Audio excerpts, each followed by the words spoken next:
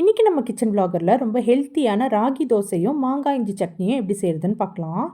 அதுக்கு முதல்ல ராகி மாவு ரெடி பண்ணிக்கலாம்.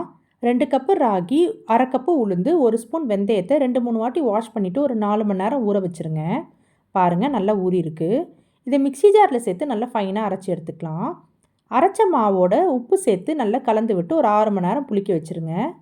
நான் ஓவர் நைட் புளிக்க வச்சுருந்தேன். மாவு நல்லா புளிச்சு வந்திருக்கு.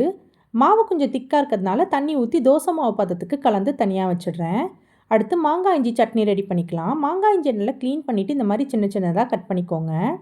கடாயில் எண்ணெய் சேர்த்து காஞ்சதும் 3 ஸ்பூன் கடலைப்பருப்பு, 2 ஸ்பூன் உளுந்து, காரத்துக்கு ஏற்ற மாதிரி வரமிளகா சேர்த்து வறுத்துக்கோங்க. பருப்பு லைட்டாக கலர் மாதிரி வரும்போது நம்ம கட் பண்ணி வச்சுருக்க மாங்காய் இஞ்சி கொஞ்சமாக புளி சேர்த்து ஒரு 2 நிமிஷம் வதக்கிட்டு ஃப்ளேமை சுவிட்ச் ஆஃப் பண்ணிவிடுங்க.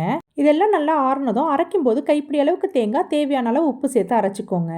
சட்னி திக்காக இருக்கிறதுனால தண்ணி ஊற்றி டைல்யூட் பண்ணிவிட்டு நான் ரெகுலராக கொடுக்குற தாளிப்பு கொடுத்துட்டேன். மாங்காய் இஞ்சி சட்னி ரெடி.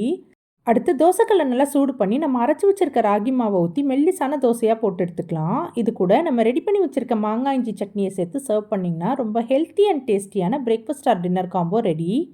இதை கண்டிப்பாக ட்ரை பண்ணி பாருங்கள். நாளைக்கு வேறு ஒரு ரெசிபியோடு பார்க்கலாம்.